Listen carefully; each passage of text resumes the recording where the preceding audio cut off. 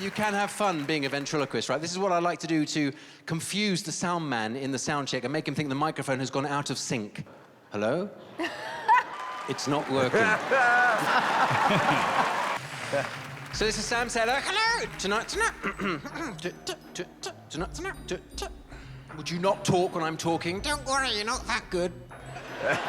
This is Hannah and Cailin for Teen Kids News, and we're here with season 10 winner of America's Got Talent, Paul Zerdin. How are you? I'm good, thank you, Hannah. And Sam, of course. Yes, I'm the winner. Woo! How are you doing, Sam? Wake up again. Pardon? Are you imitating me? No, not at all. How are you, Cailin? I'm doing well. How are you, Sam? I'm very well indeed, thank you. And how are you, Hannah? Doing great. How are you? This is great. I'm on Kids Teen News. This is awesome. Sam, how have you been spending your $1 million? Well, I've been working hard promoting agtauditions.com. That was good. You got the plug in immediately. We've been all over the place, haven't we? Yes, we have. We've been back home in the UK doing some gigs, and we're back here now plugging agtauditions.com. Yes, you can audition for season 11 of America's Got Talent. That's right. So, I'll stop saying that now. Paul, so even people who aren't actually going out themselves and auditioning for the show, they wonder what this process is like in comparison to, what they see on TV. Walk us through that whole just audition process, the audition rounds, starting from the moment you decide, I'm going to do this, I'm ready. Well, it's A long, painful process. It is very, very long. that's enough. So I started in April, my first audition, and that was at the Dolby Theatre in Hollywood. And then I ended up winning, which still sounds weird, in September, middle of September. So it was quite a few months. And I was living in the UK, in London, and I thought, if I'm going to do the talent show, because we have a Britain's Got Talent, right? And people say to me, why didn't I do Britain's Got Talent? Well, part of the prize when you win Britain's Got Talent is to appear on what's a show called the Royal Variety Show, which is a massive show in front of either the Queen or Prince Charles or a member of the royal family. So I've actually been lucky enough to do that a few times already over the years, and so that would have looked a bit strange. So I thought, why not do the American one?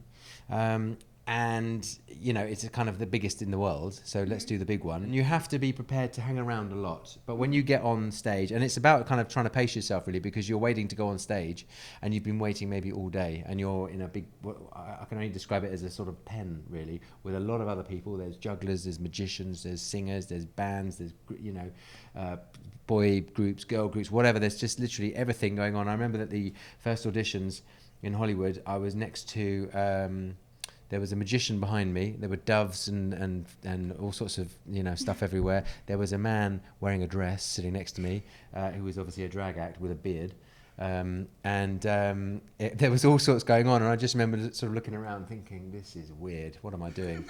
But it was worth the wait. But there's a lot of hanging around. Right. And have you had any, during the time you were actually on the show, did you get to go back to the UK ever during, in between rounds, or were you stuck here? Yeah, no, I was going backwards and forwards actually, because I already had work in the diary. So I was working on some American cruise ships like the Disney Cruise Line in Norway and Scandinavia. And so I was going backwards and forwards, but they were from American audiences. So it kind of helped me in many ways, because I was entertaining American crowds. So I was trying out material that I knew I was going to do on the next heat back on America's Got Talent. So it was really worked out well, didn't it? Yes, it did. Now, did you find that America is at all tougher crowd than people in the UK? I have to say, I think the American audiences are some of the best audiences I've ever encountered. And I'm not saying that because I'm here now and I've been on America's Got Talent. But in my experience, American audiences, when they like something, they really let you know. Whereas the British audience, and I love the British audiences because that's my home and I've spent years entertaining them, but they can sometimes be harder work. They definitely sit there with their arms folded, and it's basically, it's a question of, make me laugh.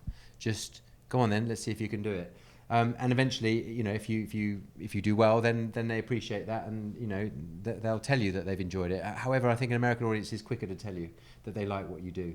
I mean, I got a standing ovation in the Dolby Theatre for the first audition, and that was right in the middle of my routine. I hadn't finished the spot yet, so that kind of threw me a bit. I thought, oh wow, before? No, not normally in the middle of a routine. It would be when I finished, but it was in the middle, and it was like, what? Hang on a minute, this is a bit freaky, but good freaky, So I'm very happy. But American crowds are are, as we say at home, they are well up for it. So America gave you a warm welcome. Huge welcome, and I am genuinely so grateful, eternally grateful for voting for me, because it's given me an amazing, opportunity. What advice would you give to young people or anyone who's looking to make their dreams come true on America's Got Talent? You have to just go for it. It's an amazing opportunity.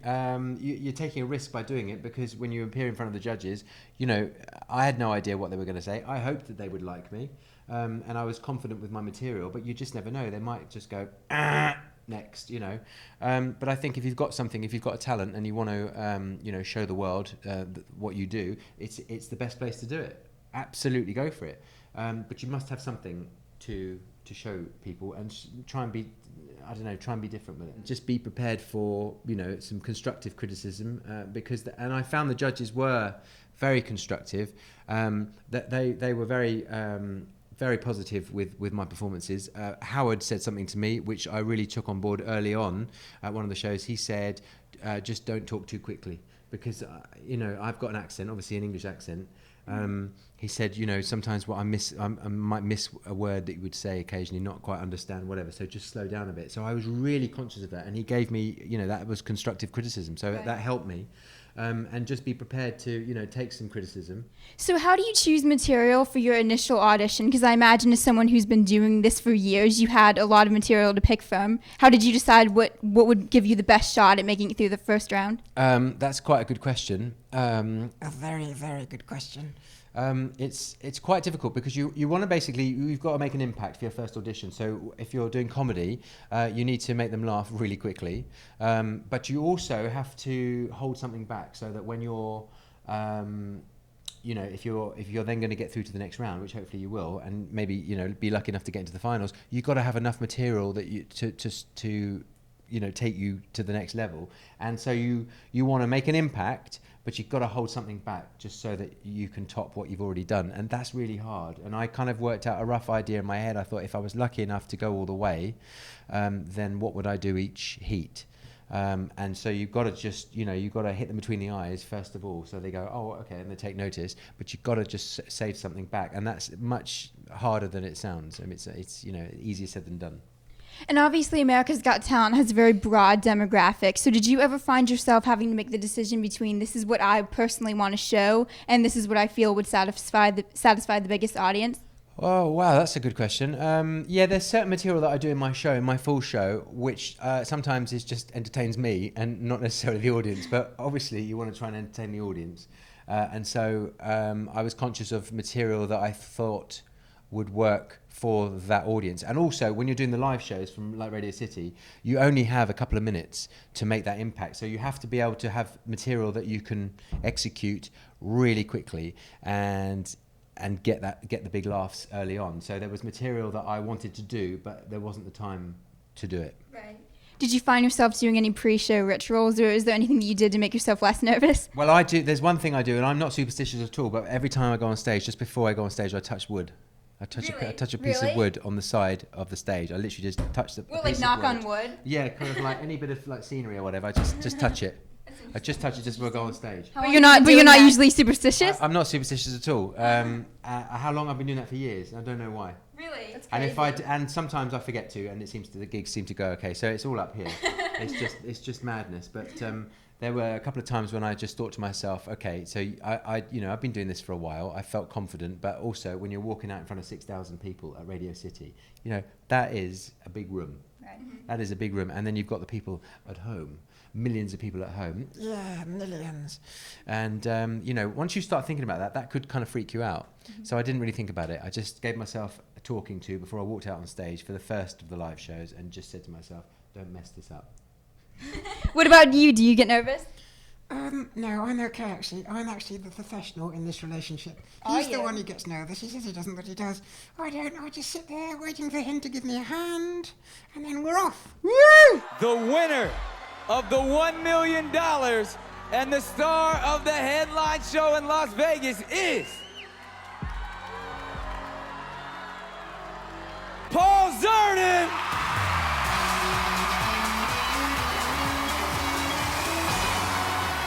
I knew that that we were going to win. Did you? Yes, I had such confidence. Really? Oh, yes. You see, I taught him. You what? I taught you. You didn't teach me. Yes, I did.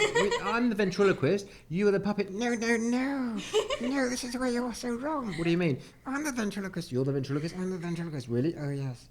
Okay, do some ventriloquism now. Okay. Watch this. Hello, how are you? Look at that. My lips are not moving. Look at that. Look, not a movement. Look. That's pretty good. Yes, you see? You could have won on your own. Who needs him? I'm doing the next season. AGTauditions.com, season 11. You'll see me there. Winner right here. Just me.